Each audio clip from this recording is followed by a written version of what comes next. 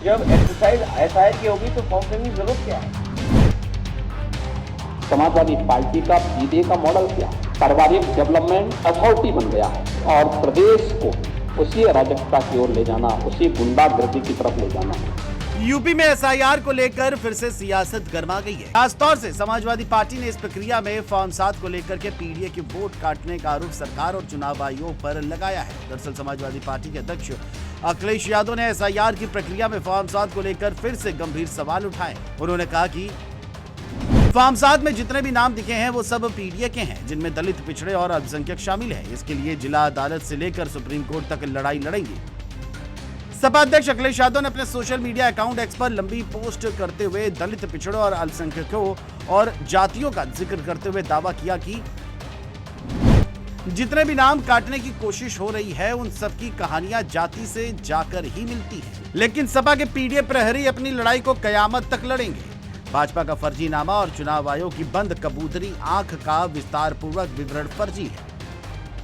हालांकि इससे पहले अखिलेश यादव ने प्रेस कॉन्फ्रेंस करके बीजेपी और आयोग पर निशाना साधते हुए कहा कि जब एक्सरसाइज एसआईआर की होगी तो फॉर्म फिलिंग की जरूरत क्या है? फॉर्म फिलिंग की जरूरत क्या है जब तुमने इतनी बड़ी एक्सरसाइज कर ली एसआईआर की? अज्ञात इसलिए क्योंकि जिनके नाम फॉर्म 7 पर दर्ज हैं वो स्वयं पढ़ना लिखना तक नहीं जानते। वो मैंने उदाहरण दिया आपको, नंदलाल जी वाला,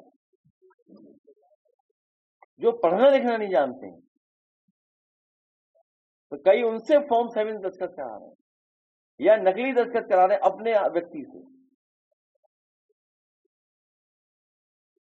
आप खुद सोचिए कि नंदलाल से क्यों भरवाया।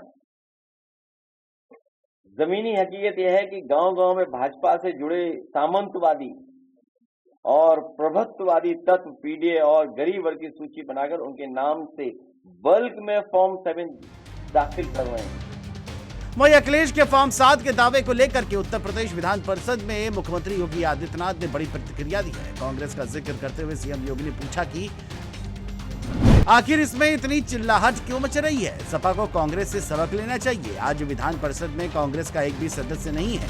अगर यही स्थिति रही तो सपा भी यहां शून्य हो जाएगी। वहीं सीएम योगी ने कहा कि एसआईआर की प्रक्रिया में 2,88,00,000 से अधिक लोग या तो अनुपस्थित पाए गए हैं या मृत पाए गए हैं या फिर शिफ्ट हो गए हैं। हमें आश्चर्य होता है कि सपा इनको अपना वोट बैंक बनाकर फर्जी वोटिंग कराती है, इसीलिए चिल्ला रही है कि फॉर्म 7 के नाम पर फर्जी काम हो रहा है। वहीं विधान परिषद में सपा के पीडीए को लेकर के भी मुख्यमंत्री योगी आदित्यनाथ ने तंज कसते हुए कहा कि आज वास्तव में समाजवादी पार्टी का पीडीए का मॉडल क्या है? पीडीए पारिवारिक डेवलपमेंट अथॉरिटी बन गया है, यानी एक परिवार के विकास की एक अथॉरिटी है। कोई उसका चेयरमैन है, कोई उसका सीईओ है, कोई वाइस चेयरमैन है, कोई कुछ और बन गया है, लेकिन लक्ष्य सबका एक ही है। सबका लक्ष्य यही है। नाम कुछ भी कहें लेकिन काम वही है और प्रदेश को उसी अराजकता की ओर ले जाना, उसी गुंडागर्दी की तरफ ले जाना। इन्होंने वही सब काम उत्तर प्रदेश के अंदर किया है और मुझे लगता है कि आज समाजवादी पार्टी जिस तेजी के साथ प्रदेश के अंदर इन लोगों ने उस कालखंड में, अपनी सरकार के कालखंड में अव्यवस्था, अराजकता फैलाई, इसने यूपी के नौजवानों के सामने पहचान का संकट खड़ा किया। यूपी की बहन और बेटियों के सामने सुरक्षा का संकट खड़ा किया। अन्नदाता किसान को आत्महत्या करने के लिए मजबूर किया। व्यापारी और उद्यमियों को प्रदेश छोड़ने के लिए मजबूर किया।